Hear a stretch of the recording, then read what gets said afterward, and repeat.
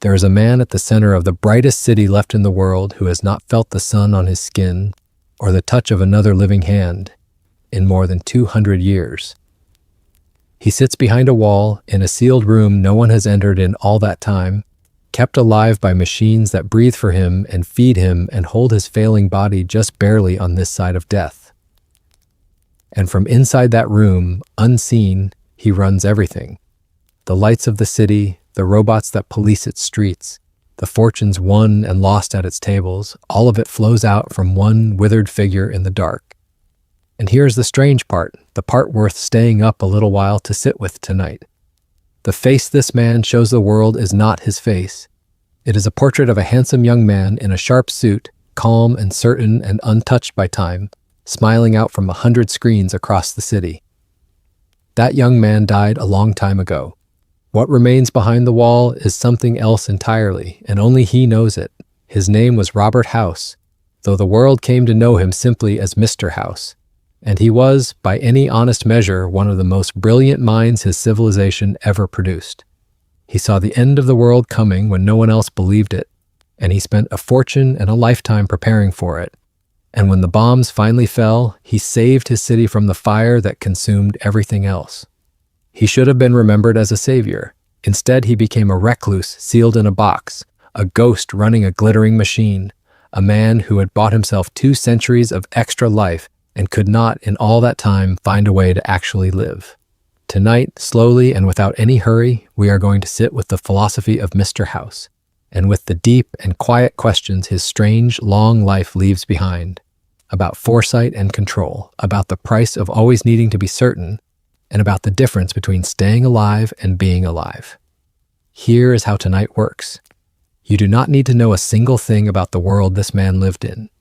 You do not have to follow the history or remember the names or keep track of who did what to whom.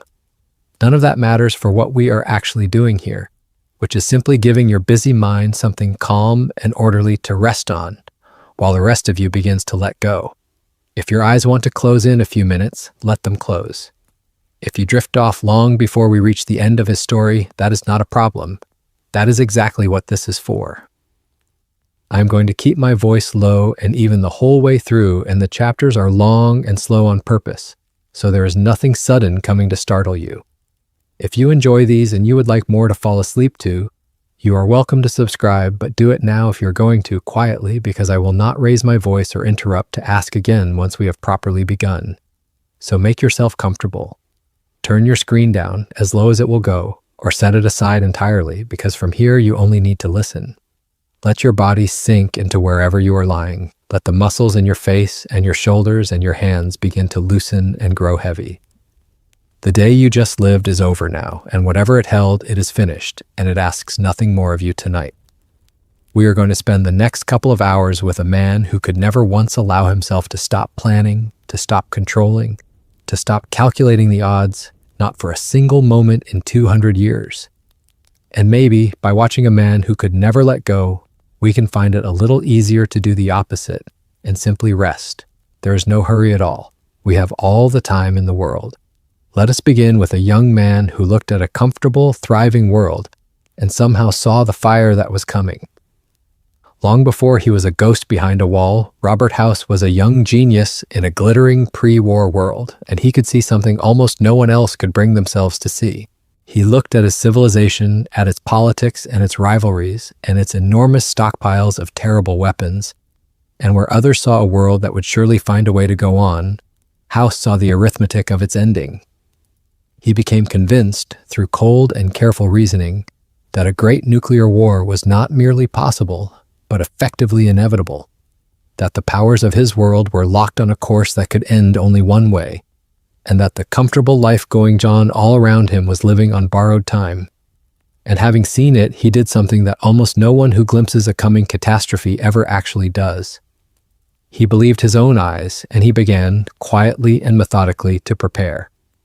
Think for a moment about what that must have been like, to carry that particular kind of knowledge alone. Everyone around him was making ordinary plans, building ordinary futures, assuming the world would keep turning as it always had. And House walked among them holding a private certainty that all of it was going to burn. He could not make them see it. he could barely make them listen. To hold a truth that important, that heavy, and to be unable to share it with anyone is one of the loneliest experiences a person can have. It is the loneliness of the person who notices the crack in the dam while everyone else is enjoying the lake.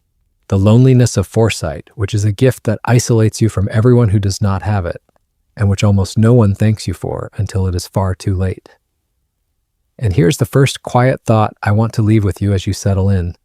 There is a particular weight that comes with seeing things others cannot yet see, whether it is a problem coming at your family or a truth about your own life that you are not ready to say out loud, or simply an understanding of how something will end that no one around you shares. That kind of knowing can be terribly isolating. But notice too that House's foresight, real and impressive as it was, did not make him happy, and did not in the end save him from anything that mattered most. He could see the future with astonishing clarity, and he still spent that future alone in a box. Foresight is a powerful thing, but it is not the same as wisdom, and it is not the same as peace. You can see everything coming and still not know how to live. Tonight, at least, there's nothing you need to foresee. The future can stay exactly where it is, out beyond the edge of this quiet room, and leave you be. The day House had spent his life preparing for finally came, and it came the way he had always known it would, in fire from the sky.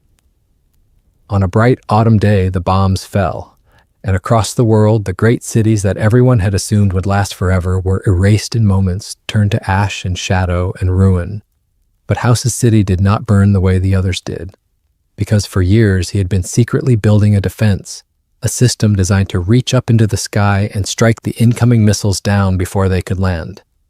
And on that final day, that system woke up and did what he had built it to do. It reached up into the descending fire and knocked much of it out of the air, and where every other city was consumed, his was, against all odds, largely spared. But here is the truth that House himself was honest about, and that matters for everything that follows. His defense was not perfect. He had run out of time. The system was not fully finished, not fully reliable, and though it stopped the great majority of the destruction aimed at his city, it did not stop all of it. Some of the fire got through. The city was saved from annihilation, but it was not saved untouched, and the effort of holding back the end of the world very nearly killed the man who accomplished it. The strain of that day struck him down, and he fell into a deep and lightless sleep, a coma that held him for years while the ruined world outside began slowly to become something new. He had done something almost miraculous, and it had broken him, and even his miracle had holes in it. There is something profoundly human in that imperfect salvation, and it is worth holding gently as you lie here in the dark. House did everything right. He saw the danger, he believed it, he prepared for it with all his genius and all his fortune, more thoroughly than any other person alive. And still, when the moment came, he could not control all of it. Some of the fire got through anyway. His planning was magnificent, and it was not total, because no planning ever is. And this is one of the quietest and most freeing truths there is, the one worth breathing in as your body grows heavier. You can do everything right and still not be able to control everything. You can prepare and still not hold back every bad thing. This is not a failure on your part. It is simply the nature of being a finite creature in an enormous and uncertain world. House could not accept it, and it shaped the lonely centuries that followed. But you can accept it tonight and find that accepting it lets something in your chest finally unclench. You were never meant to control it all.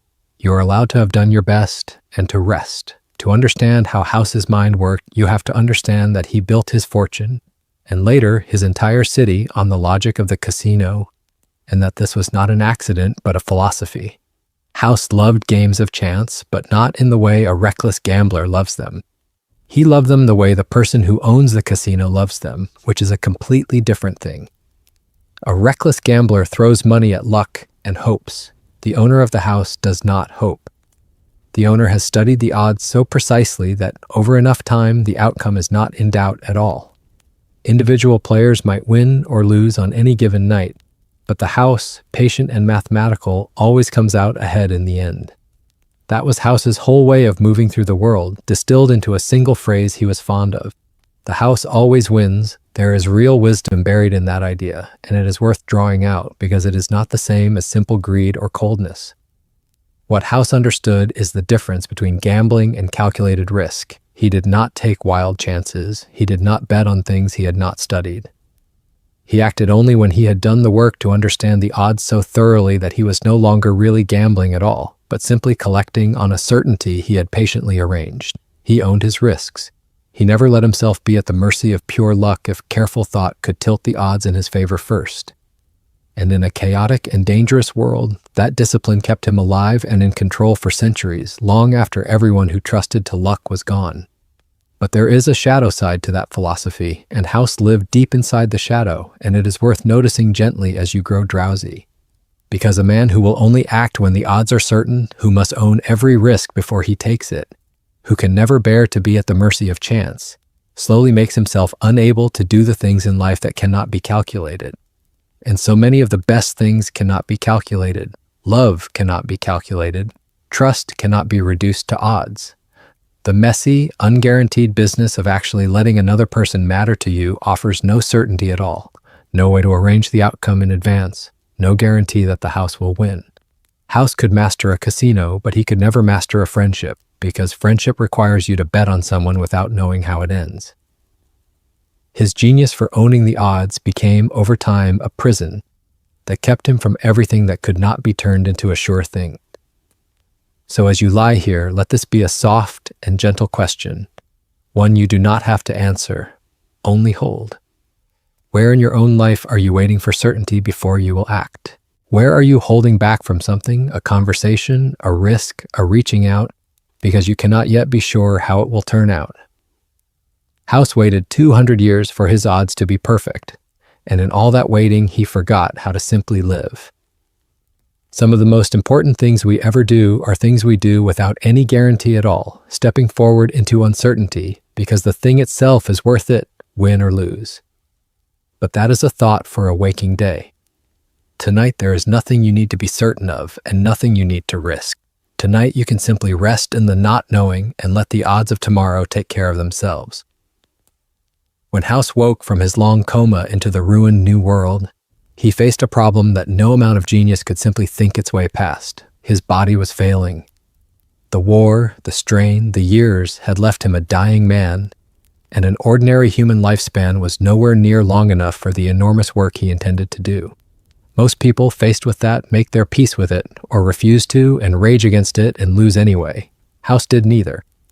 He engineered a third option. He built himself a sealed chamber, a hermetic pod of life support machinery, and he placed his failing body inside it, wired into systems that would breathe for him and sustain him and keep him alive far, far beyond any natural span.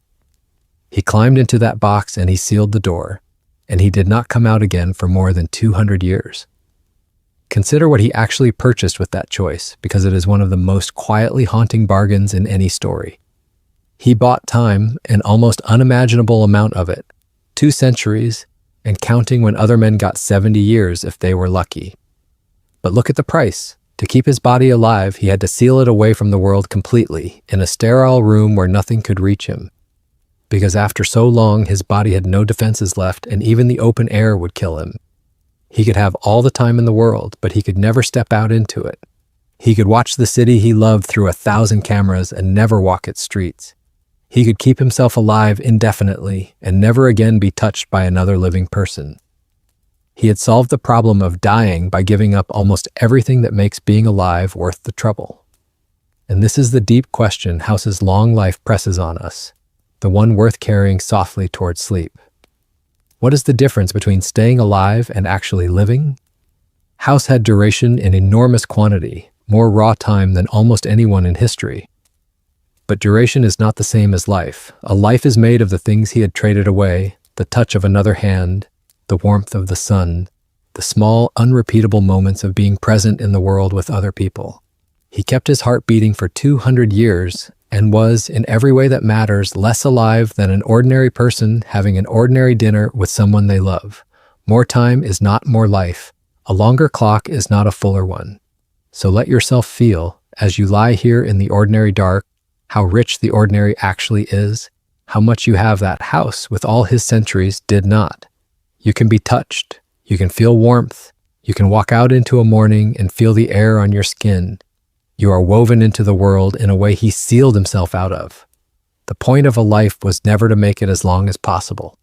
The point was to be truly present inside it, however long it runs, and that presence is available to you tonight, in this bed, in this breath, freely, in a way it never was to the richest and longest-lived man in the wasteland. You do not need 200 years. You need only to be here, now softly, in the one ordinary night you actually have. And you are. Let that be enough, because it is more than he ever had. There is a detail about House that says almost everything about him once you notice it. For all those centuries sealed in his box, he did not show the world his real face.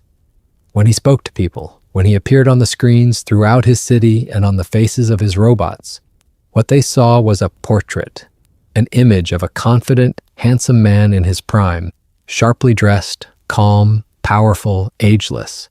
That was the Mr. House the world knew. But that man did not exist anymore, and had not for a very long time.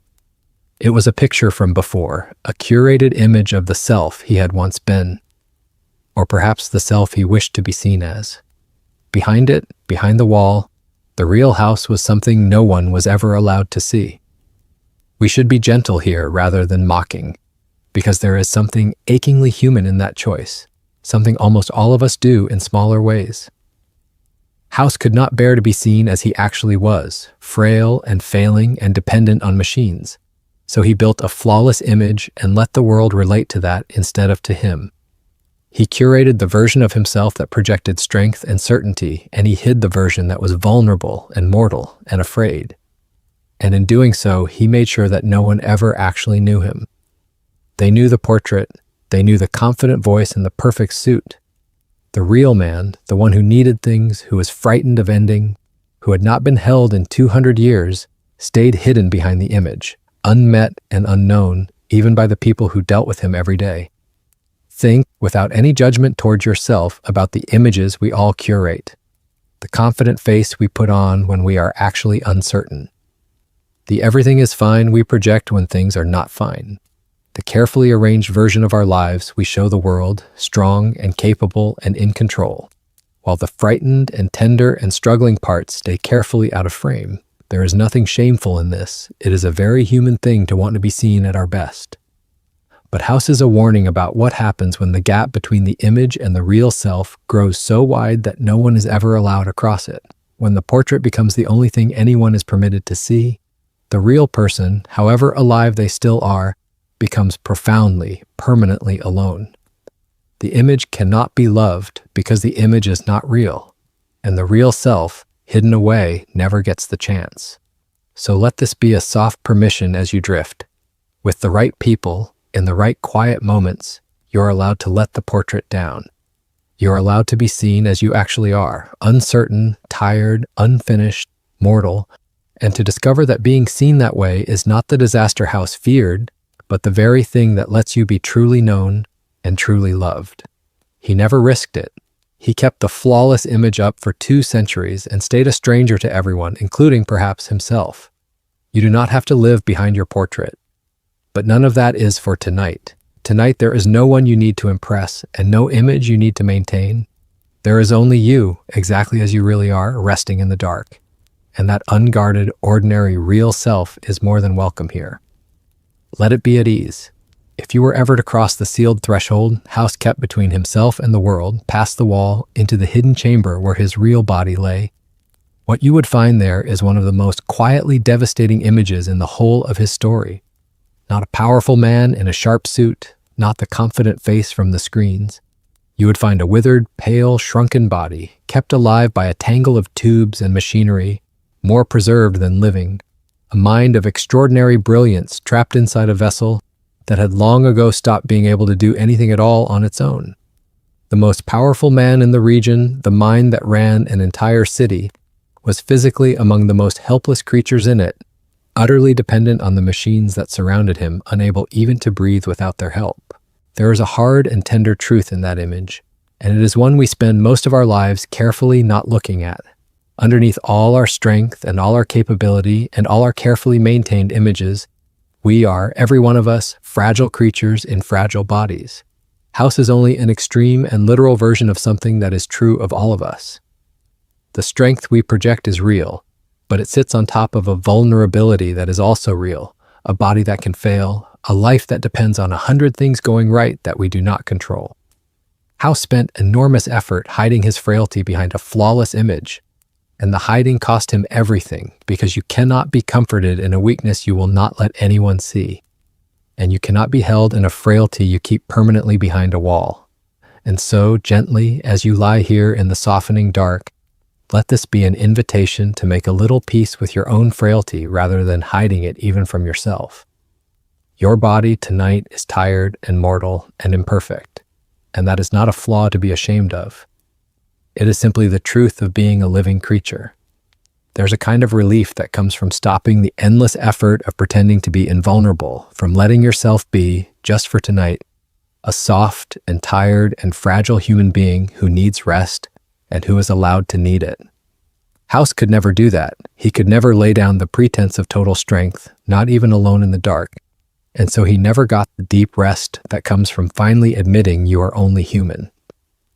You can admit it right now. You are only human, beautifully and completely, and human beings are meant to rest. So let your fragile, faithful body sink down into the bed and let it be cared for by the simple mercy of sleep. Because House could not leave his chamber, he had to act on the world entirely through machines, and this too became a defining feature of his strange existence. He built an army of robots, mechanical servants that rolled through the streets of his city on a single wheel, each one carrying a screen for a face. Through their eyes he watched, through them he spoke, through them he enforced his will, kept order, delivered his commands. They were his hands and his feet and his senses, extended out into a world his real body could never touch. Anywhere something needed to be done, one of his machines would roll up and do it, and House would be there, in a sense, present through the robot, and yet not there at all because the man himself never moved from the box. Think about what that means, to only ever meet the world through an intermediary, to never touch anything directly, to interact with every person and every place only through a machine standing in for you. House ran an entire city and never felt its warmth. He commanded thousands and never shook a hand. Every relationship he had was mediated, filtered through glass and metal, kept at the safe remove of a screen. He could see everything and touch nothing. And over 200 years of that, something essential must have quietly withered in him, some capacity for real contact that atrophied from never being used, the way a muscle wastes away when it is never asked to move. He was connected to everything and intimate with nothing.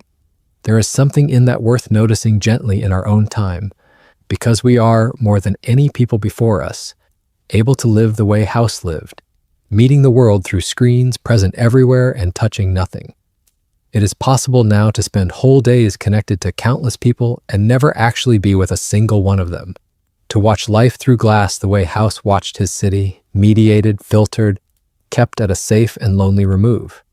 House is a warning drawn in the largest possible letters about where that leads if it becomes the whole of how you live.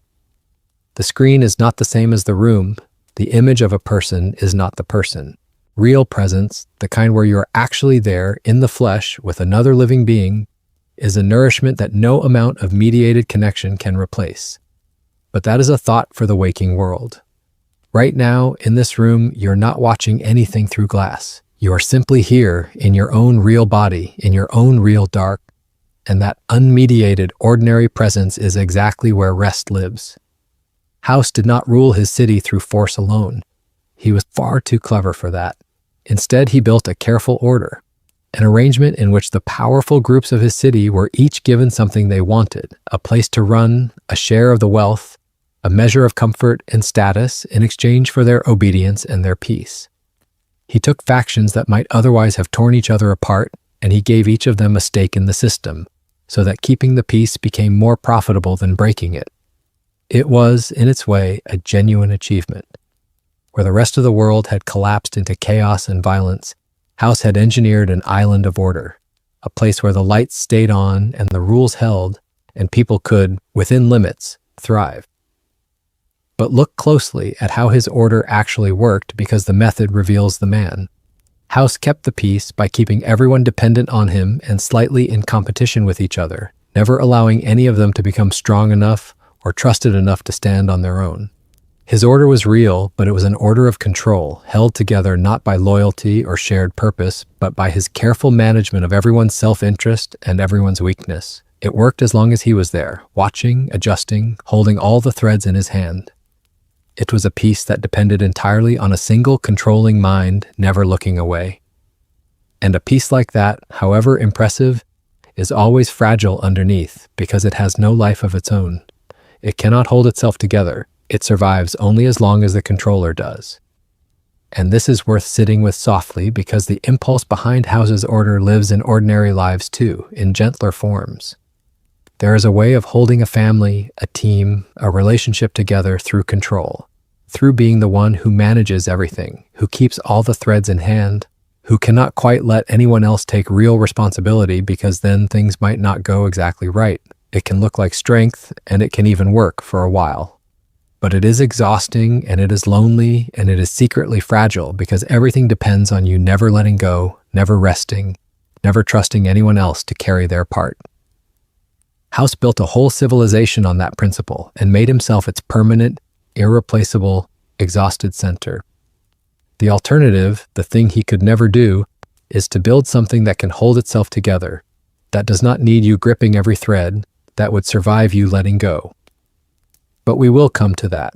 For now, notice only how tired the controller must always be, and how much lighter it is to set the threads down, the way you are setting them down right now. For decades, House's grand plan waited on a single missing piece, one specific object he needed before he could bring his full strength to bear. And the way he waited for it tells you something essential about him. He did not rush. He did not force it. He did not throw himself recklessly at his goal before the conditions were right. He simply waited patiently with a steadiness that stretched across decades for the one thing he needed to finally come into his reach.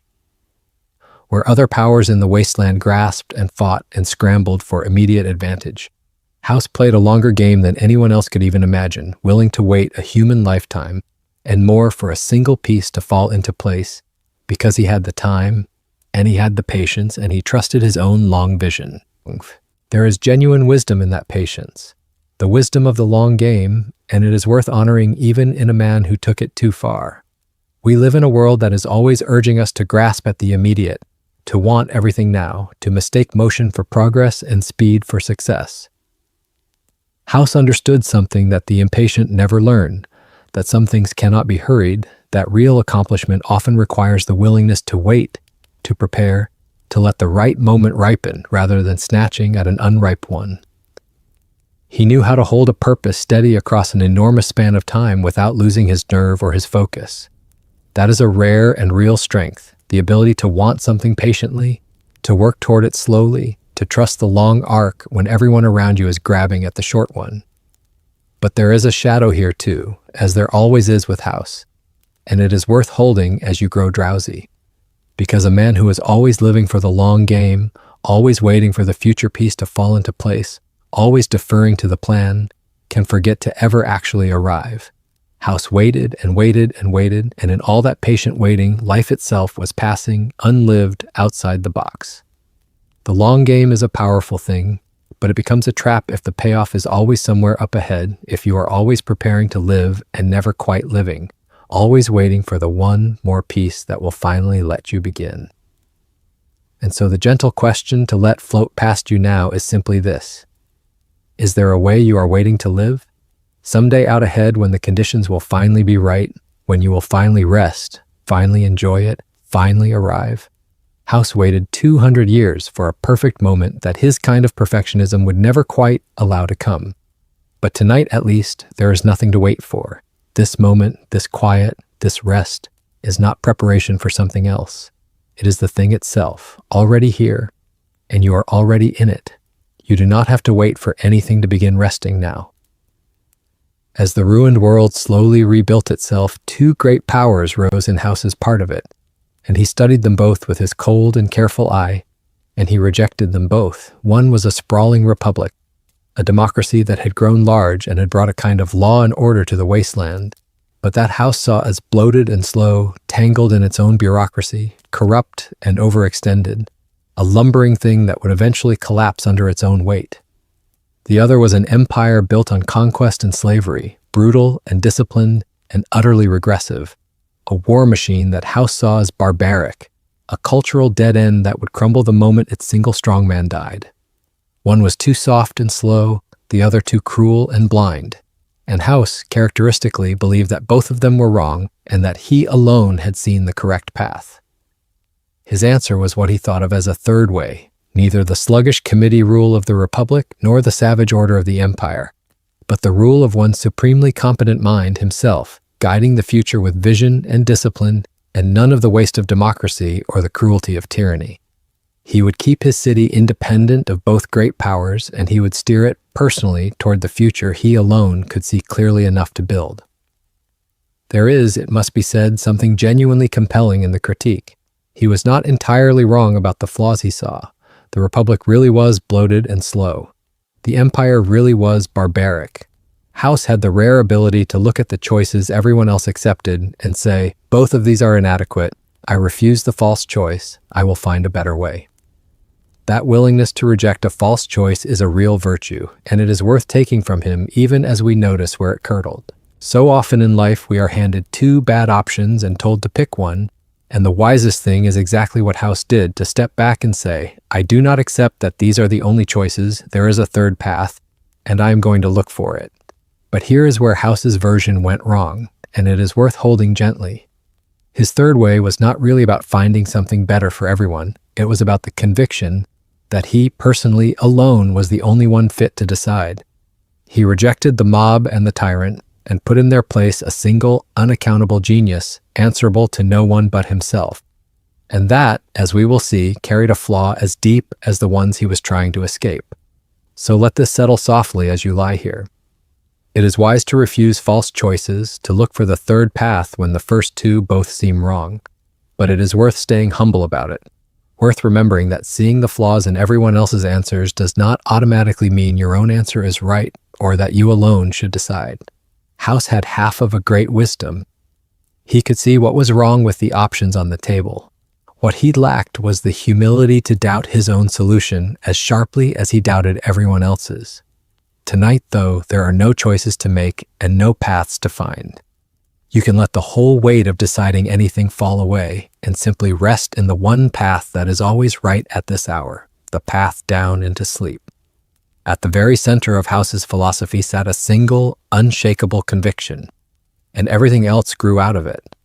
He believed, completely and without doubt, that he was the only one who could do it, the only mind clear enough, far-seeing enough, disciplined enough to guide the future safely.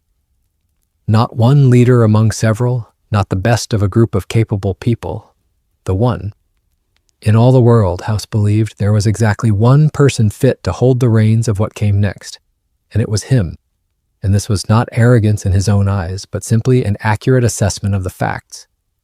Everyone else was too foolish, too short-sighted, too weak, too corrupt. He alone could see the whole board. He alone could be trusted with the future. Now it is worth being fair to him, because his belief was not entirely baseless. He genuinely was brilliant. He genuinely had seen further than others. He had, after all, predicted the end of the world and saved his city when everyone else was caught unprepared. A person who has been proven right when everyone else was wrong can be forgiven for developing some confidence in his own judgment. But there is a line, subtle and enormously important, between confidence and the particular hubris that House fell into. And the line is this: confidence says, I am capable, I have good judgment, I can be trusted with responsibility. Hubris says, I am the only one who is capable, no one else can be trusted, everything must run through me. Confidence can share, hubris cannot. And House had crossed all the way over into the belief that he was not merely excellent, but uniquely, irreplaceably essential, that without him the whole future would fail. This is one of the most seductive and dangerous beliefs a capable person can hold, and it is worth noticing gently in ourselves because its smaller versions are common. It is there whenever we start to believe that a thing can only be done right if we do it. that no one else can be trusted with what matters, that we are the only one who really understands, the only one who can be relied on, the indispensable one. It feels from the inside like simple realism, like just seeing clearly how much better we are at this than everyone else. But it is a trap because it isolates us, exhausts us, and blinds us to the real capabilities of the people around us. House believed he was the only one, and that belief made him utterly alone. And in the end, it made his entire life's work fatally fragile, because a future that only one man can hold is a future that dies with that man. So as you drift, let this be a soft loosening. You do not have to be the only one.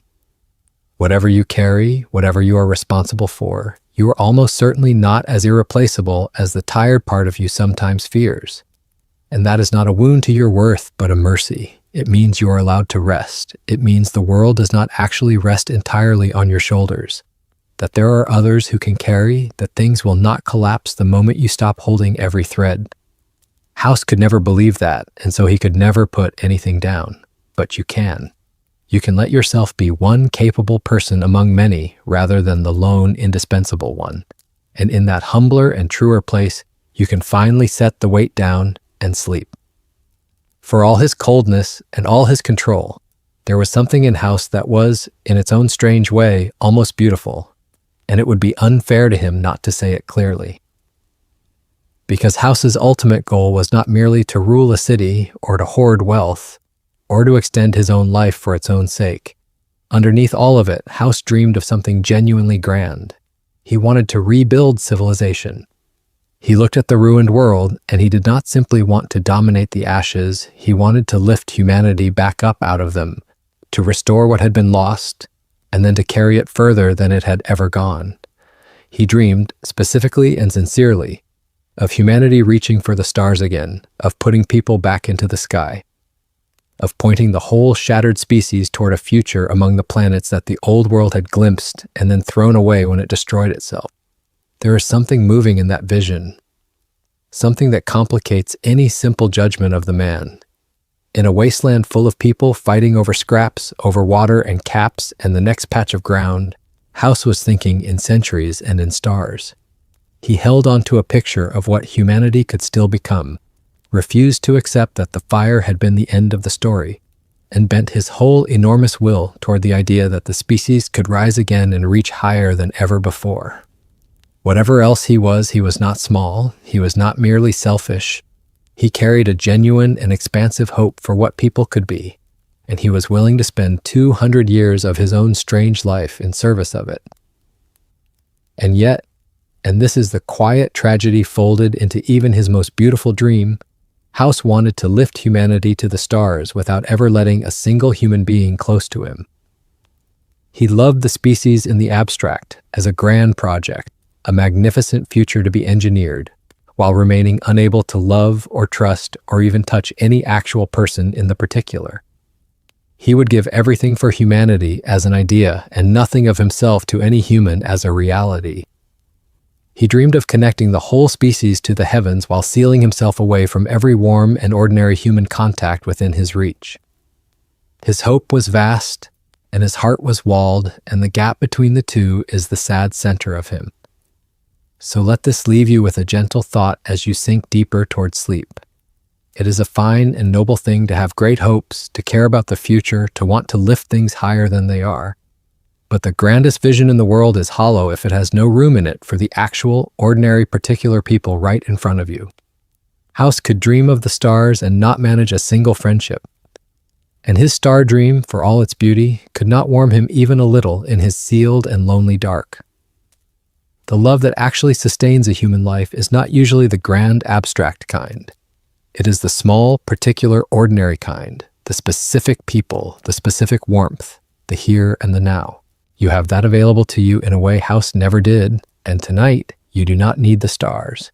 You need only the warm and ordinary dark of your own room, and the quiet company of your own slow breathing, and that is enough to rest in. Here is one of the deepest ironies of House's whole existence, and it is worth sitting with, because it undoes his grandest claim about himself. For all his genius, for all his power, for all his belief that he alone could shape the future, House could not actually leave his box. His body was sealed away, helpless, unable to walk out into the world and do the things his plans required. And so this man who trusted no one, who believed himself uniquely capable, who thought of everyone else as inferior instruments at best, found himself in the end absolutely dependent on someone else's hands. He needed an ordinary person out in the world, a wanderer, a courier, to go where he could not go and do what he could not do. The most self-sufficient man in the wasteland could not take a single step without borrowing someone else's legs. There is a great and humbling truth in that predicament, and House lived it without ever quite absorbing its lesson. No one, however brilliant, however powerful, is actually self-sufficient. We are all, always, dependent on others in ways we would often rather not admit. House had spent 2 centuries constructing an identity around not needing anyone, around being the lone mind above all the lesser minds, and the plain fact of his situation gave the lie to all of it. He needed people. He needed hands he did not control, judgment he could not fully predict, a living human being willing to carry his purpose out into a world he could only watch. His whole life's work in the end rested not on his own vaunted self-sufficiency, but on his willingness, however grudging, to depend on someone else. And this is worth holding tenderly because so many of us carry, like House, a quiet shame about needing other people, a sense that real strength would mean never having to depend on anyone, that needing help is a kind of failure. House is the reduction of that belief to absurdity. A man who built his entire identity on not needing others and who could not so much as move without them. The truth he could never make peace with is a truth that can actually set you free, which is that needing others is not weakness. It is simply the condition of being human. We are made to depend on one another, to lean and be leaned on, to carry and be carried. There is no shame in it. There is, in fact, a deep sweetness in it once you stop fighting it. Tonight, you do not have to be self-sufficient. You can let yourself be a creature who needs rest, who needs care, who is held up by more than your own effort, and you can let that be perfectly all right and sink into it and sleep. The reason House needed an outside pair of hands at all traces back to a betrayal, and the betrayal is worth understanding, because of what House took from it and what he refused to take from it. One of the men House had trusted with a piece of his plan, a charming and ambitious lieutenant who ran one of his casinos, decided to betray him. This man intercepted the very thing House had been waiting decades for, ambushed the courier who was carrying it, shot that courier in the head, and left them for dead in a shallow grave, and took the prize for himself, intending to use House's own plan to unseat him. The one time House extended a real measure of trust to someone close to him, that trust was turned against him in the most direct and violent way imaginable. Now House drew a lesson from that betrayal, and it was the wrong one, though it is easy to understand why he drew it. The lesson he took was this: see, this is what trust gets you. This is why I must control everything, why I can rely on no one, why every thread must run through my own hands. The betrayal confirmed his deepest conviction that other people cannot be trusted, that dependence is danger, that the only safe path is total control. And so he closed himself off even further, trusting even less, controlling even more, determined never again to be vulnerable to another person's choice.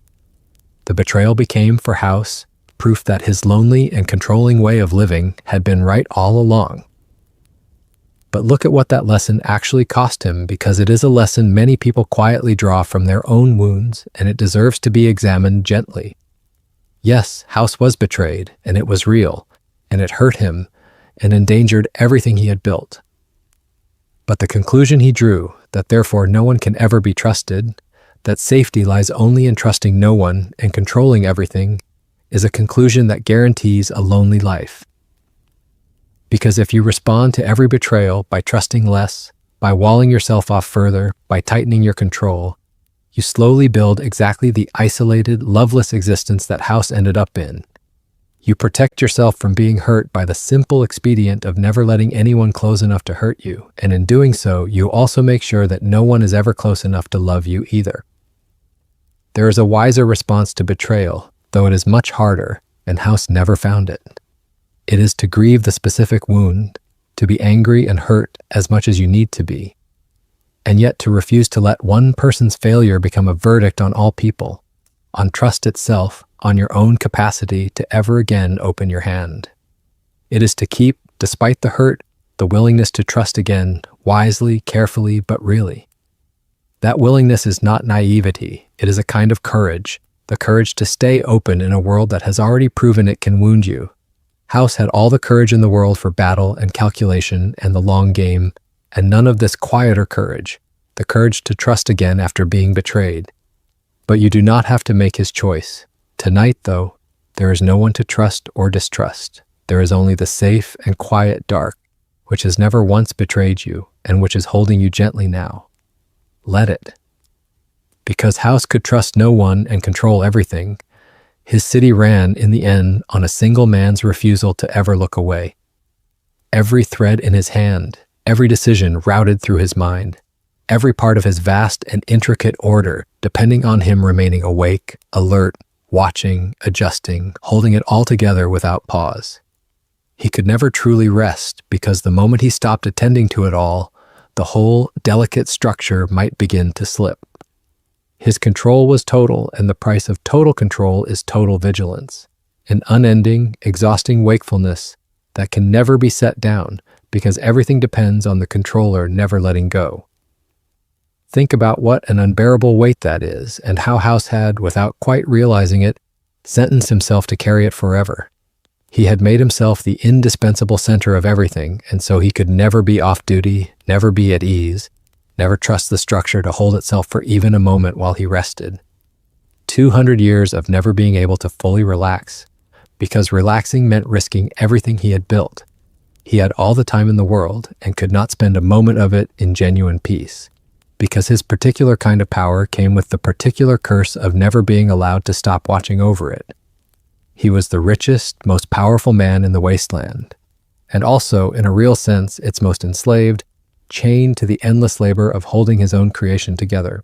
And here, as your body grows heavy and warm, is where House's long, strange life speaks most directly to you, in this bed, at this hour.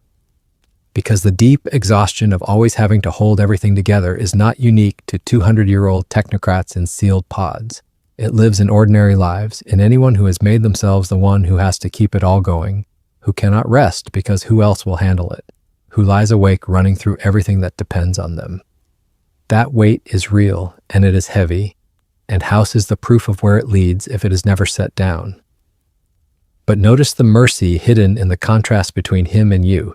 You are allowed to set it down. Right now, tonight, you are allowed to stop watching, stop holding, stop managing. The world can hold itself together for the length of one night's sleep. It always has. You are not actually the sole thread keeping everything from unraveling, however much the tired part of you fears it. So let go of the watching. Let your grip on all of it loosen. Let the vigilance dissolve into the dark, and rest the way House never once let himself rest. Everything we have said about House converges on a single, fatal flaw, the deepest crack running through his entire magnificent design, and it is this: his whole vision depended completely and only on him. He would not name a successor, he would not train anyone to carry the work forward. He would not share real power or trust another mind with the plan or build anything that could survive without his constant personal control. And so his entire grand future, the rebuilt civilization, the reach for the stars, all of it, rested on the continued survival of one increasingly ancient man in a failing body in a sealed box. The moment he was gone, it would all be gone with him. He had built a cathedral with a single load-bearing pillar, himself, and no plan whatsoever for the day that pillar finally fell. There is a profound lesson in that flaw, and it is one of the most important things House's whole life has to teach. So let it settle in slowly. Anything worth building that depends entirely on you is, for that very reason, fragile and temporary, no matter how brilliant it is. A vision that only one person can hold dies when that person dies. A structure that requires your constant grip collapses the moment your grip fails. House's need for total control did not just make him lonely and exhausted, it made his life's work doomed, because he could not bear to make it independent of himself, could not tolerate the thought of it going on in hands other than his own. His control, the very thing he was most proud of, was the thing that guaranteed his legacy would not outlast him. And the truth hidden inside that failure is a beautiful and freeing one, worth carrying gently down toward sleep. The only things we build that truly last are the things we are willing to let go of, the things we make strong enough and shared enough to survive without us. The parent whose love aims at raising a child who will one day not need them. The teacher whose success is measured by students who surpass and outlive the lessons. The builder who makes something that others can carry forward. Real legacy, the kind that actually endures, is never about clutching control until the end. It is about the generosity of building something and then trusting others to carry it, of pouring yourself into what will go on without you. House could never do that. He clutched everything to himself until the very end, and so his end was the end of everything he was. You already know somewhere the better way. And tonight, you can practice the smallest version of it simply by letting go of your grip on the day and trusting the night to carry you. There is a strange and telling counterpoint to House buried in his own city, and it takes the form of a very different kind of machine. Among all his controlled and obedient robots, there was, or there could be, one that was different. A cheerful, endlessly agreeable artificial mind, built to help absolutely anyone to say yes, to carry out whatever plan it was given by whoever happened to be giving it. Where House was closed, this machine was open. Where House trusted no one, this machine trusted everyone. Where House hoarded his knowledge and his power in a single sealed self, this machine's whole nature was to be shareable, copyable, available, able to pass its purpose along to anyone at all. And here's the quietly devastating thing. That open, shareable, agreeable machine could carry a vision forward in a way that House, for all his genius, never could, precisely because it was everything House refused to be. Sit with that irony because it holds one of the sharpest truths in the whole story. House was a genius, and the agreeable machine was, in a sense, a simple thing. But the simple, open, shareable thing had a kind of immortality that the brilliant, closed, controlling one could never achieve, because what can be shared can survive, and what is hoarded in a single self dies with that self. House's brilliance was locked in a box that would one day fail. The machine's usefulness could be handed on forever because it held nothing back. The lesson practically writes itself, and yet it is the exact lesson House spent 200 years refusing to learn. That the things which endure are the things we make open, the things we are willing to share and pass on and let others carry, not the things we clutch and control and keep sealed inside ourselves. And so, as you drift, let this be a soft and hopeful thought to rest on. The parts of your life that will truly last are not the ones you grip most tightly. They are the ones you give away, the love you share, the things you teach, the kindness you pass on, the pieces of yourself you pour into others who will carry them further than you ever could. There's a kind of immortality available to every ordinary person that House with all his machines could never buy, and it is the immortality of what we give, not what we keep. You do not have to seal yourself in a box to last. You last through what flows out of you into the world and into other people. That is a gentler and truer kind of endurance than anything House achieved, and it asks nothing of you tonight but to rest, and to trust that what you have given already goes on beyond you, quietly, in the dark.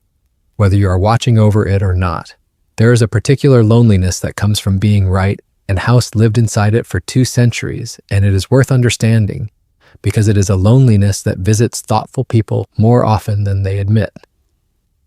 House was right about the war. He was right about the flaws in the great powers. He was right, again and again, in his cold assessments of how things really were and where they were really heading.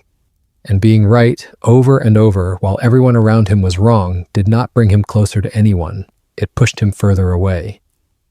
Each time his clear-eyed judgment was vindicated and others' comfortable illusions collapsed, the gap between him and the rest of humanity widened until he stood, correct and alone, on a height no one else could reach or wanted to. Because here is the thing about being right that House never made peace with. People do not, on the whole, love you for being right, especially when being right means seeing through the illusions they would rather keep. The person who always sees the hard truth, who is never fooled, who calls the ending before it comes, is useful and impressive, and often quietly resented and rarely embraced. There is a coldness to always being right that can freeze the warmth out of your connections, because warmth lives partly in shared illusion, in dreaming together, in the gentle foolishness of hope. And the person who is always correcting, always seeing clearly, always right, holds themselves apart from all of that. House's relentless accuracy was a kind of wall, as isolating in its own way as his sealed pod. And so, as you lie here softening toward sleep, let this be a gentle loosening of one particular grip. You do not always have to be right. You do not have to see through everything, correct everything, be the clearest-eyed one in every room. There is a warmth that comes from sometimes letting things be uncertain, from dreaming alongside people rather than assessing them, from being willing, now and then, to be wrong or unsure or simply quiet rather than accurate and alone. House purchased a lifetime of being right and paid for it with a lifetime of isolation, and it was a terrible bargain. Tonight, you do not have to be right about anything at all. You can let go of the whole exhausting project of accuracy and certainty and rest in the soft, unknowing dark, where there is nothing to get right and no one to be right for, only the quiet and your breath and sleep. Consider what House's city was actually like to live in, and you will notice something subtly sad beneath its glittering order. Everything worked. The lights stayed on, the rules held, the machines kept the peace. The whole intricate system ran with a precision that the chaotic wasteland outside could only envy. And yet it was a place with very little real life in it, in the deepest sense, because everything was managed, controlled, arranged, optimized. There was no room for the spontaneous, the unplanned, the gloriously inefficient messiness where real living actually happens. House had built a perfectly ordered machine of a city, and a perfectly ordered machine, however impressive, is not the same as a living, breathing, surprising community of people.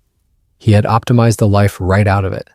This is the hidden cost of the overmanaged life, and it is worth noticing gently because the impulse to manage everything is so easy to admire and so easy to fall into. When you control every variable, when you plan every outcome, when you optimize and arrange and manage every part of your life so that nothing is left to chance, you do gain a certain safety, a certain order. But you also squeeze out the very thing that makes life feel alive, which is the unplanned, the surprising, the spontaneous, the room for something unexpected and wonderful to happen that you did not arrange. A life with no room for the unmanaged is a life like House's city, orderly and impressive and a little dead, everything running smoothly and nothing quite breathing. The messiness we try so hard to eliminate is often where the joy was hiding.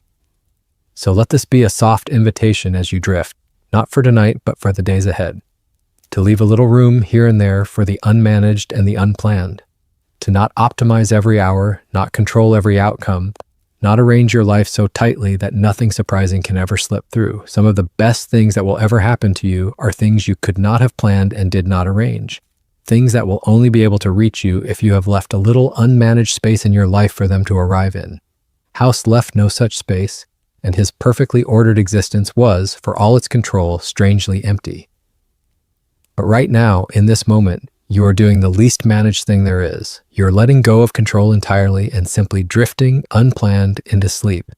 And that surrender is not a loss of order, but a return to something alive. There is a capacity House seems to have lost somewhere in his long, calculating life, and its loss impoverished him more than he ever knew. He lost the ability to wonder. To House, the world was a system to be understood and controlled, a set of variables to be mastered, a problem to be solved. Everything was, in principle, knowable, calculable, manageable.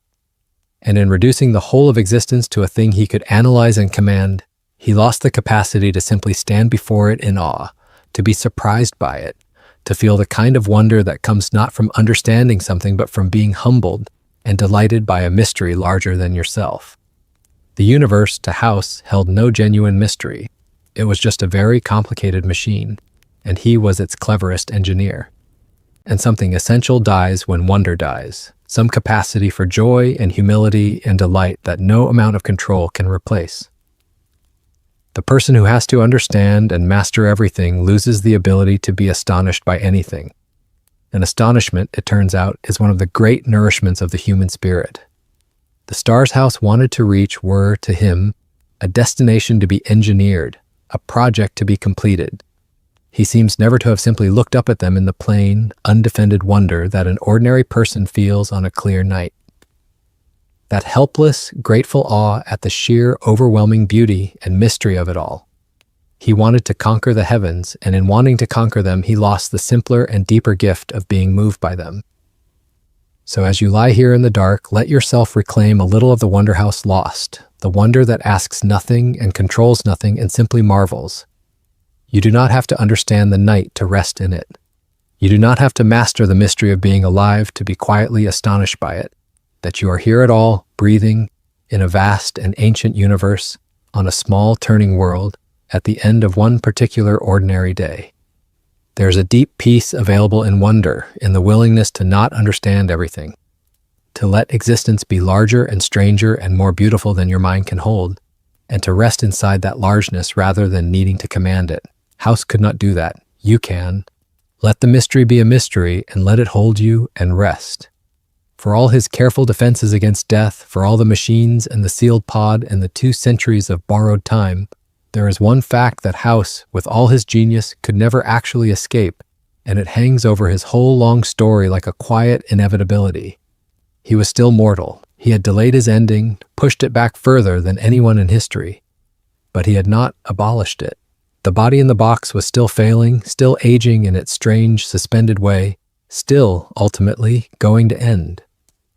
All his control, all his foresight, all his refusal to let go, bought him time, an enormous amount of it, but it could not buy him the one thing he most wanted, which was to never have to lose. Even the house, in the end, does not always win. Even the house is mortal. There is something almost merciful in that, once you sit with it, though House himself experienced it only as a threat to be forestalled. Because the fact that even House had to die, that even the most controlling and far-seeing mind in the wasteland could not finally escape mortality, tells us something true and oddly comforting about the human condition. No one escapes. The one who grasps hardest and the one who holds most loosely arrive, in the end, at the same door. And this means that all the exhausting control, all the frantic defense against loss, all the refusal to let go, does not actually save anyone from the ending it is fighting. It only fills the time before the ending with tension and isolation instead of peace and connection. House spent 200 years fighting a battle no one wins, and the fighting cost him the very life he was trying to preserve. And so, gently, as you grow heavy and warm and close to sleep, let this be a quiet making of peace the peace House never found. You, too, are mortal, as everyone is, and that is not a catastrophe to be defended against with endless control. It is simply the shape of a human life, the frame that makes the picture precious. You do not have to spend your one life the way House spent his, gripping and defending and refusing to let go, terrified of every loss. You can hold your life more softly than that, precisely because you cannot keep it forever. Loving what is here while it is here, present to it, at peace with the fact that all of it is passing. There is more real life in one evening of that soft acceptance than in 200 years of House's frightened control.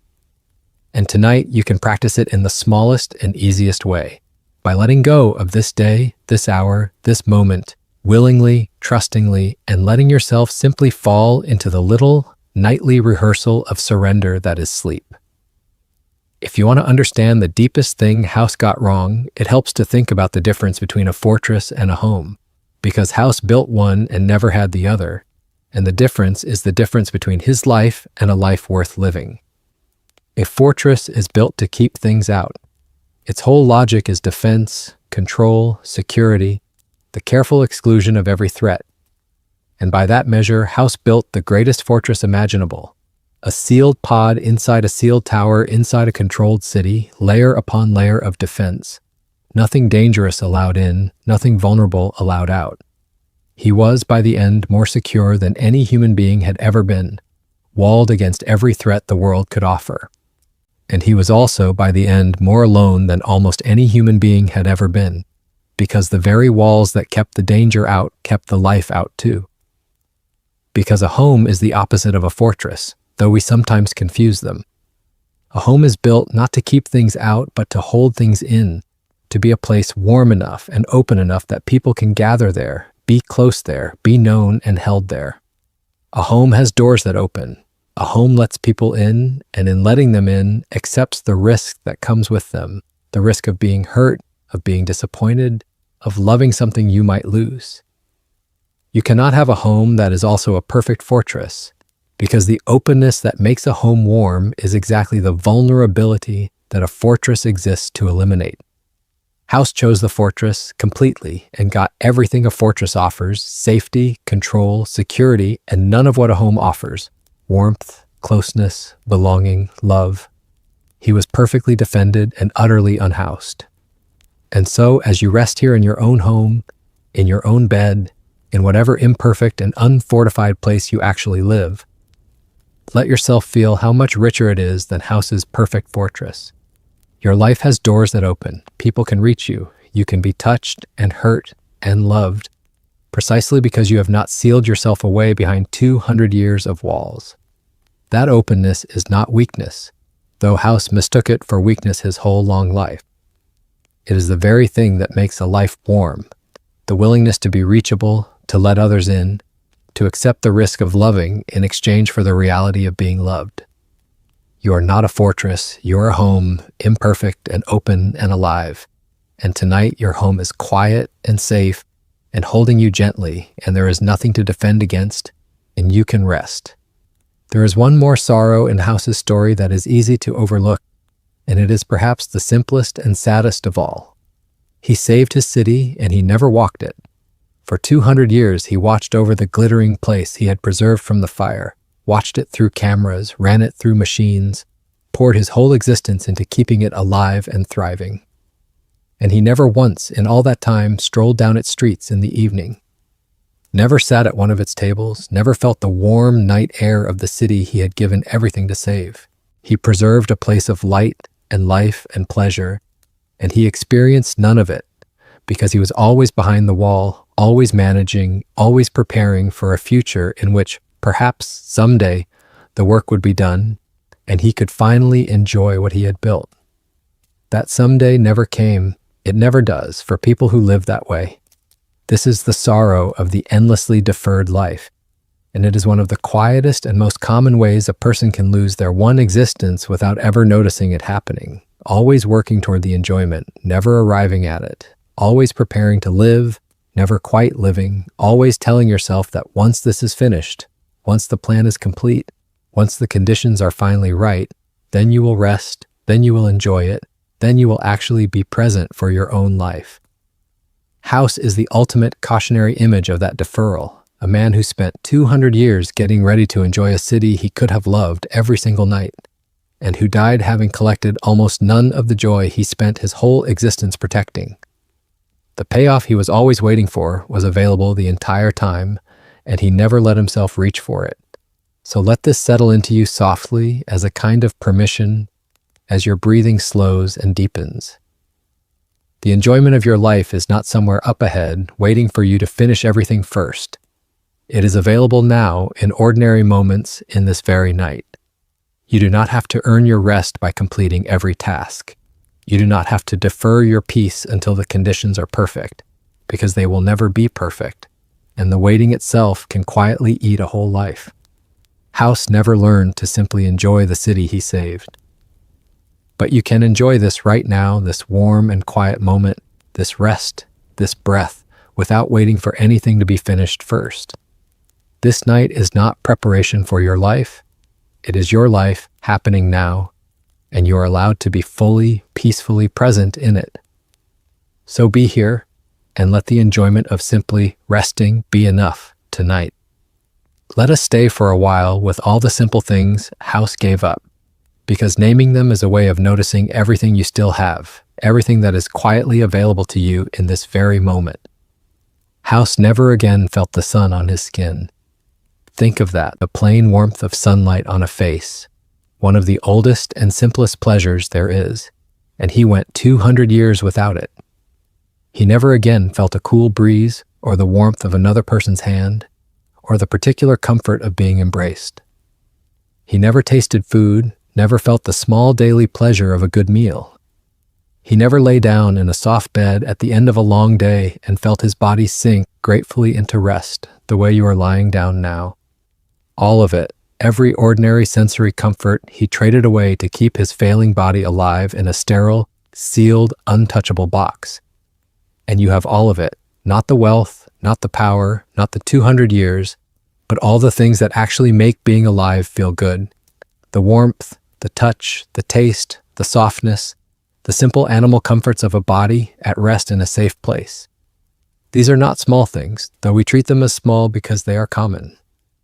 They are, in truth, the very substance of a happy life, the ordinary sensory sweetness that House, with all his fortune, could not buy back once he had sealed himself away from it. The warmth of your blankets right now, the softness of what you are resting on, the simple, quiet comfort of your own breathing body, safe and cared for in the dark. House would have given his entire empire for one ordinary night of what you have every single night and often forget to notice.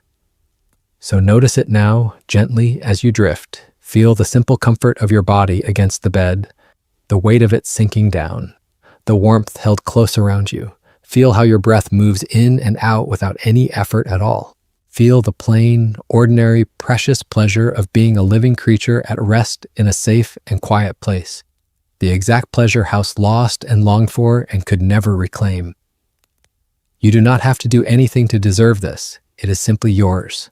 The birthright of an ordinary embodied life, freely available to you tonight and every night. Let yourself have it completely. Let yourself sink into the simple sweetness of resting and be grateful softly for the warm and living and comfortable body that is carrying you gently down toward sleep. Underneath everything House was and everything he did, there lay a single question that every human being has to answer somehow. And House answered it one way, and you can answer it another. The question is this: how do you make yourself feel safe in an uncertain and often dangerous world? There are broadly two ways a person can go. You can seek safety through control by building walls, gathering power, eliminating risk, arranging things so tightly that nothing can hurt you. Or you can seek safety through connection by building bonds, trusting others, weaving yourself into a web of people who hold you and whom you hold, so that when the hard things come, and they always come, you are not facing them alone. House chose the first path completely and rejected the second completely. And his whole strange life is the record of where the first path leads when it is followed all the way to the end. And here's what House proved with the enormous experiment of his 200-year life. The path of control can make you powerful, and it can make you secure, and it cannot, ever, make you feel safe in the way the human heart actually longs to feel safe, because the safety the heart wants is not the absence of threat, but the presence of connection. A person can be walled against every danger in the world and still lie awake in the deepest kind of fear, the fear of being utterly alone, because control defends the body while connection comforts the soul. And House had perfected the one while starving the other completely. He had made himself unkillable and unreachable at the same time, and discovered too late, if he ever discovered it at all, that unreachable is just another word for alone. So as you lie here in the safe dark, feel which kind of safety is actually holding you tonight. It is not the safety of walls and control, it is the quieter, deeper safety of being a small creature at rest in a world that, for all its dangers, also holds the people who care about you, the bonds you have built, the ordinary web of connection that House sealed himself away from.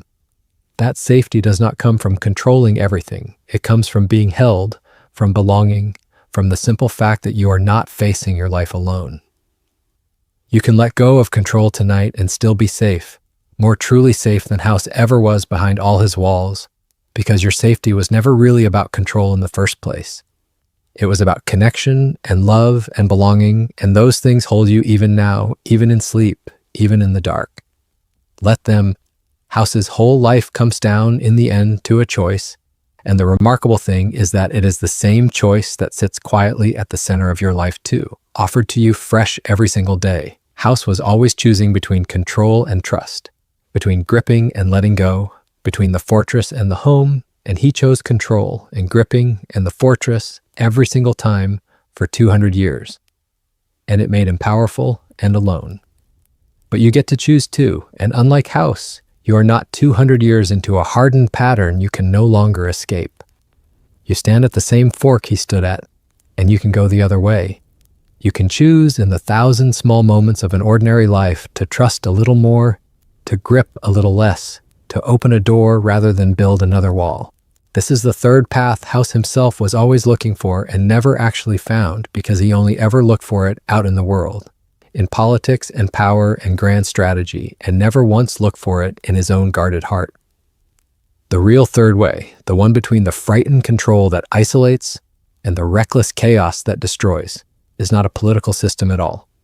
It is the daily, humble practice of trusting wisely, of letting people in without letting your judgment go, of holding your life firmly enough to be responsible and loosely enough to be free.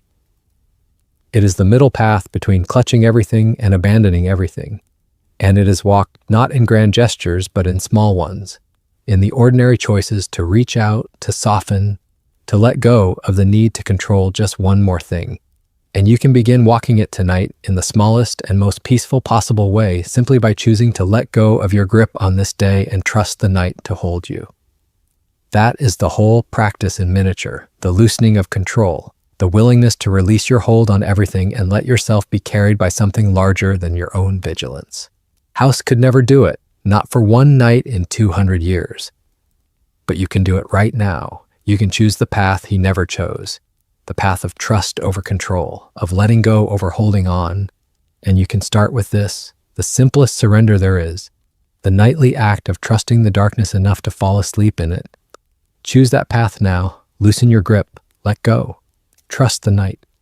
And so we come gently to the quiet that House never once allowed himself, the quiet you're sinking into right now. In 200 years, House never truly rested. He could not. Every moment was vigilance, calculation, control, the endless labor of holding his whole world together through the sheer force of his unresting mind. He had all the time that anyone could ever want, and he could not spend a single peaceful hour of it, because peace requires letting go. And letting go was the one thing House could never do. He is, in the end, the image of a mind that could never stop, never soften, never lay itself down, a brilliant and exhausted consciousness that ran without pause for 2 centuries and called that running a life. And you're about to do the thing he never could. You're about to let your mind stop, to let the vigilance dissolve, the calculations cease, the control loosen and fall away, and simply rest, the way House longed to rest and never allowed himself. Feel what a gift that is, the gift he would have traded his entire empire for, the simple ability to let go at the end of a day and sink into sleep. You do not have to hold anything together tonight. You do not have to watch over anything, manage anything, control anything, decide anything. The whole apparatus of effort and vigilance that you, like House, carry through your days can be set down now, completely, and left on the floor beside your bed until morning. It will still be there if you need it, but you do not need it now. Now you only need to rest. So let your mind grow quiet, the way House's mind never could. Let the thoughts slow and thin and drift, like lights going out one by one across a city settling down for the night. There is nothing left to figure out. There is nothing left to decide. There is nowhere you have to be, and nothing you have to do, and no one you have to be strong for. There is only your breath moving slowly in and out, and the warm weight of your body sinking into rest, and the soft dark holding you gently on every side. Let it hold you. Let yourself be as unguarded and at peace as House never once let himself be. You have permission tonight to simply stop, to let go of all of it, to rest completely, and you are already beginning. Just let it keep happening, that quiet, that softening, that slow and gentle descent into sleep. There is a beautiful irony in the fact that House, the master of control, ultimately had to place his grandest hopes in a person he could not control at all. The wanderer he recruited to be his hands in the world was a free agent, an ordinary traveler with their own mind and their own will, someone House could hire and direct and try to persuade, but never truly command. This free person could choose to carry out House's plan, or could choose to defy it, could serve his vision or turn against it entirely. And House, for all his genius, could not force the outcome. The man who had spent 2 centuries arranging every variable found his entire future resting, at the last, on the unforced choice of another human being he could neither predict nor command. And House hated that, of course, He experienced the free will of the person he depended on as a risk to be managed, an uncertainty to be minimized, a frustrating variable in an equation he wished he could solve cleanly. But there is a truth buried in that arrangement that House was too controlling to see, and it is a lovely one. The freedom of other people, their stubborn refusal to be fully predicted or controlled, is not only a risk, it is the very thing that makes them real, that makes them worth having in your life at all.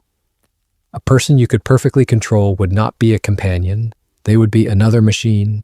It is precisely because other people are free, unpredictable, capable of surprising you, capable of choosing you freely rather than being made to, that their presence and their loyalty and their love mean anything at all. So let this soften something in you as you drift. The people in your life cannot be controlled, and that is not a problem to be solved, but a gift to be received. Their freedom is what makes their love real. When someone chooses to stay with you, to care for you, to show up for you, it means something exactly because they could have chosen otherwise and did not. House could never rest in that, could never enjoy the freely given loyalty of another person because he could not stop trying to guarantee it. But you can. You can let the people you love be free, unpredictable, their own, and receive what they freely give as the genuine gift it is. And tonight, you can extend that same freedom to yourself, letting go of the need to control even your own drift toward sleep, allowing it to come freely in its own time, the way all real and good things come. There is a distinction at the very heart of House's loneliness that is worth naming clearly before we gather up the night, because it names something almost everyone hungers for without quite having words for it. House was seen by millions. His face, that curated young portrait, looked out from screens all across his city. Everyone knew who Mr. House was. He was famous, powerful, recognized, watched, and he was known by no one. Not a single living person knew the real man behind the portrait, the frightened, brilliant, failing, longing human being sealed in the dark. He had achieved the most complete possible version of being seen while remaining utterly unknown, and the gap between those two things was the exact shape of his sorrow. Because being seen and being known are not the same thing, and House had confused them, or perhaps had settled for the first because the second frightened him too much.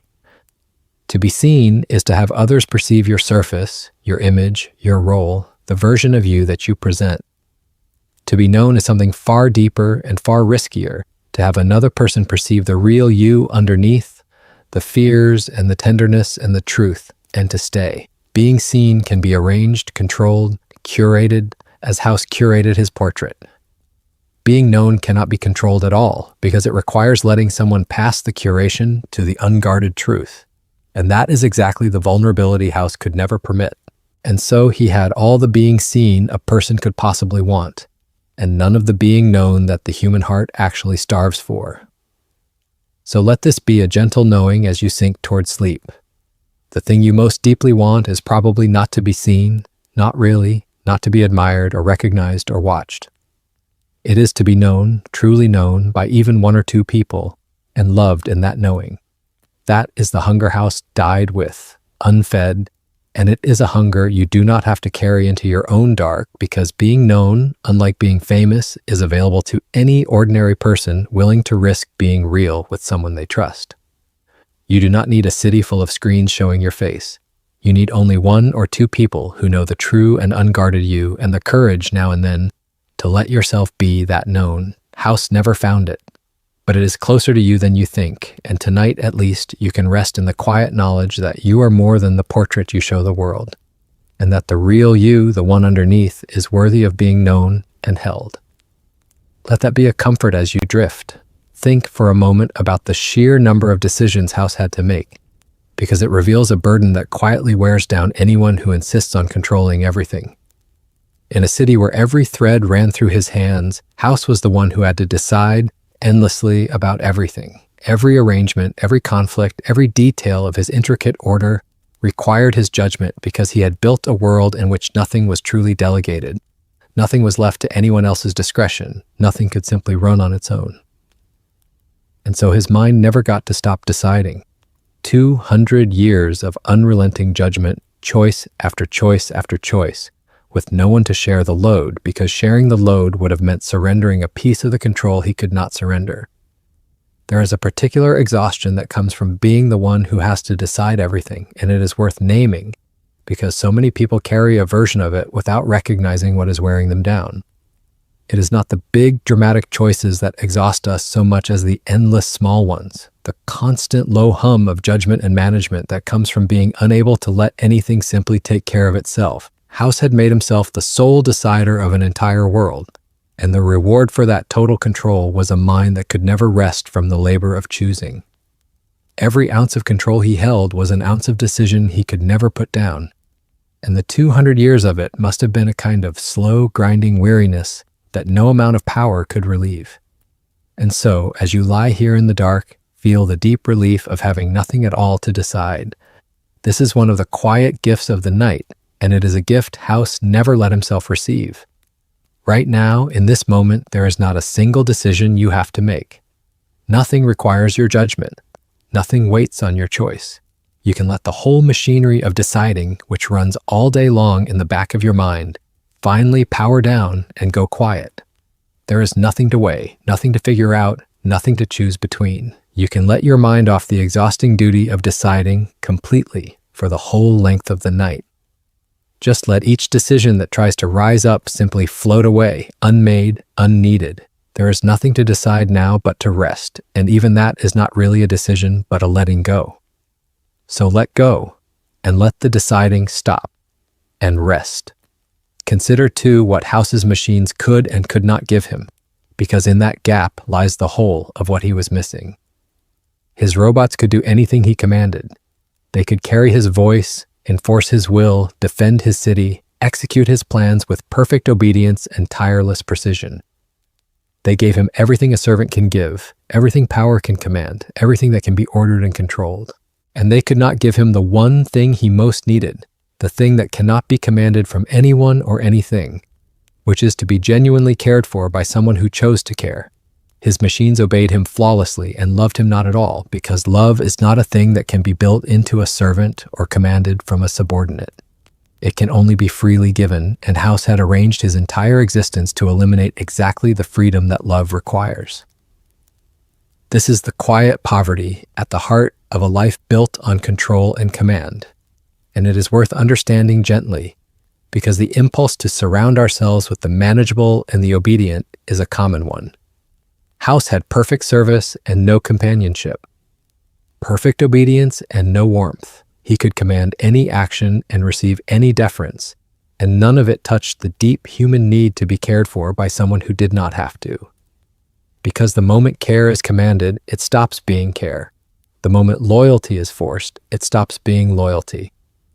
The very control that made House safe and powerful also guaranteed that everything he received was hollow, because he had eliminated the freedom that would have made it real. His machines were the perfect expression of his whole philosophy, and they were perfectly, completely unable to give him what he actually longed for. So let this settle into you softly as you drift.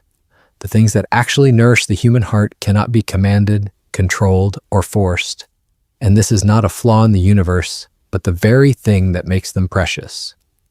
The care you receive from the people in your life means something exactly because they are not obeying you, because they choose it freely, because it flows from their own hearts rather than from your control.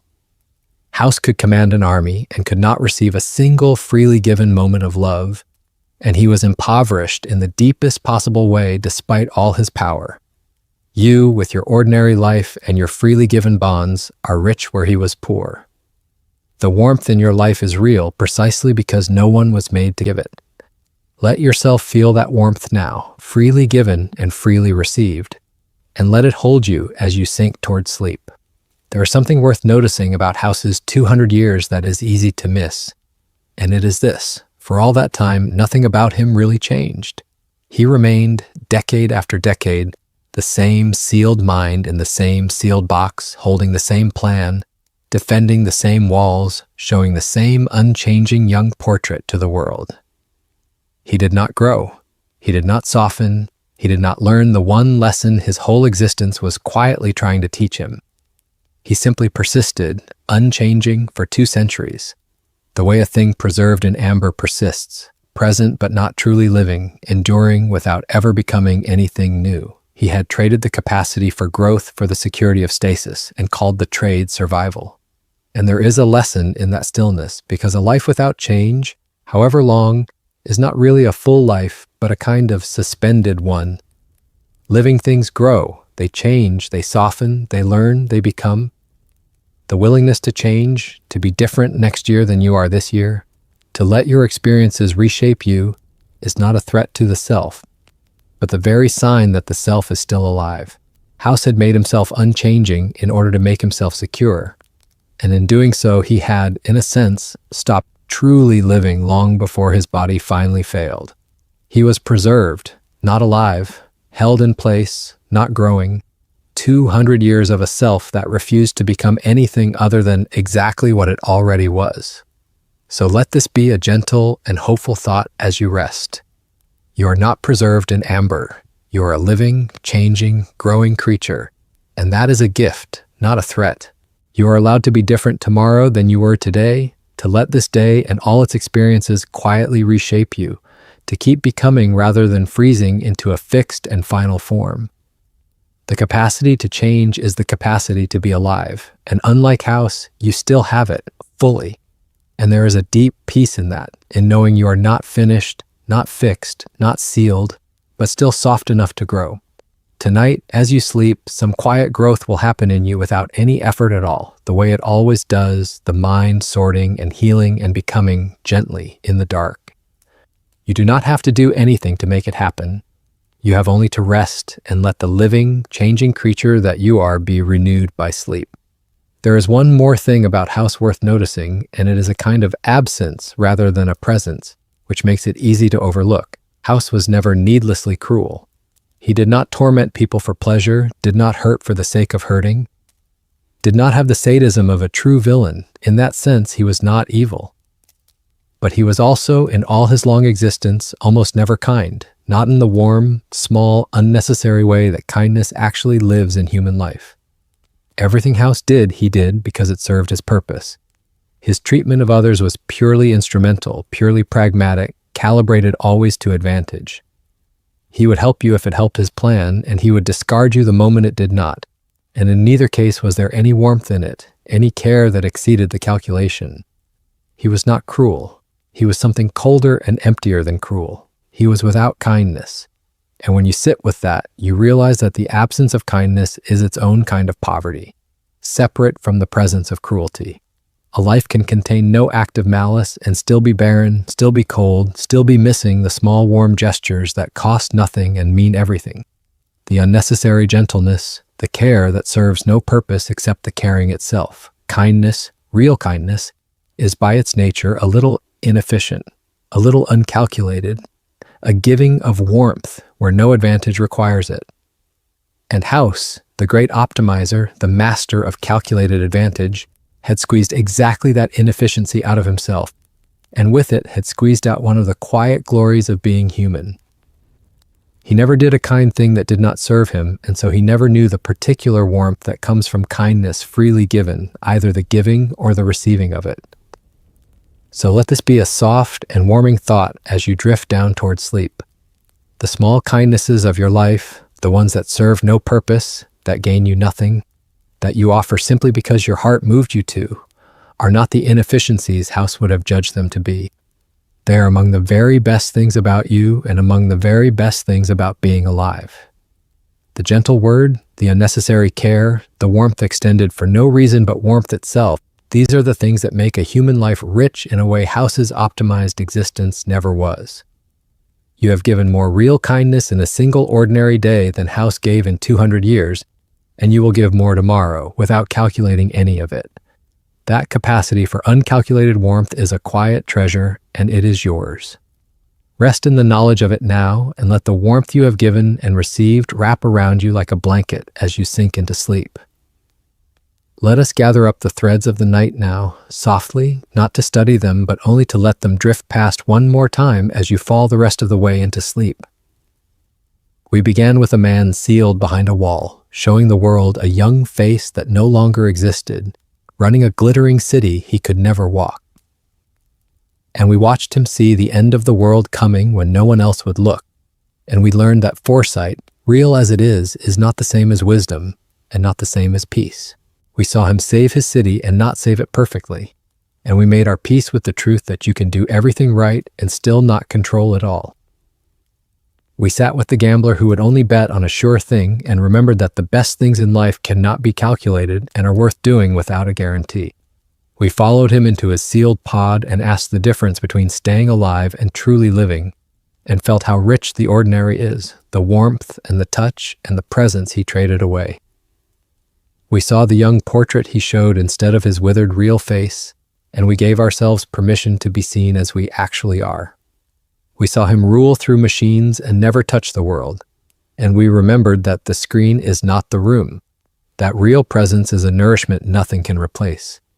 We saw the exhausting vigilance of the man who had to hold every thread, and we set our own threads down. We saw that a vision depending on one person dies with that person, and that the only thing that lasts are the things we are willing to share and let go of. We met the open, shareable machine that could carry a purpose forward precisely because it kept nothing back, and we glimpsed the gentle immortality of what we give rather than what we keep. We felt the loneliness of always being right and let go of the need to be. We walked his overmanaged city and left a little room for the unplanned. We noticed the wonder he had lost and reclaimed a little of it, the willingness to not understand everything and be astonished anyway. We faced the fact that even house was mortal and made a small peace with our own mortality, which is the frame that makes the picture precious. We saw the fortress he built instead of a home, and felt how much warmer and open, reachable, imperfect life is than a perfect wall. We grieved the city he saved and never enjoyed, and gave ourselves permission to stop deferring, to be present now. We named the simple sensory sweetness he lost, the sun and the touch and the soft bed, and felt how much of it is ours tonight. And we saw at the last that his whole life came down to a choice between control and trust, and that the choice is offered fresh to us every day, and that we can choose the path he never chose. That is the whole of it, and you do not need to hold any of it now. Let it all drift away, every thread, every idea, every part of his long, strange story. It has done its quiet work, which was only ever to walk beside you toward sleep, and now it can dissolve into the dark and leave you in peace. There is nothing left to understand, there is nothing left to carry, there is only you here in the warm and quiet dark, a living and ordinary and beautifully unguarded person at the peaceful end of a long day, with the simple sweetness of rest all around you and the whole soft night ahead in which to sleep. So rest now, truly rest, in the way that Mr. House never could, in the way that is available to you precisely because you are willing to let go, to trust the dark, to be an ordinary mortal creature at peace rather than a fortress defending itself against the world. Let your breath carry you down, one slow and easy wave at a time, deeper and deeper into stillness. There is nothing to control. There is nothing to decide. There is nothing to hold together. The day is over, the story is done, and you are exactly where you belong, warm and safe and free of all of it. If you would like more of these to fall asleep to, I will be here, quietly, whenever you need a calm place to rest your mind. But for now, there's nothing more to listen for, and nothing more to do. Just breathe and soften and let go and sleep. Good night, sleep well. Rest now and let the whole world and the whole of this story fade gently away into the dark.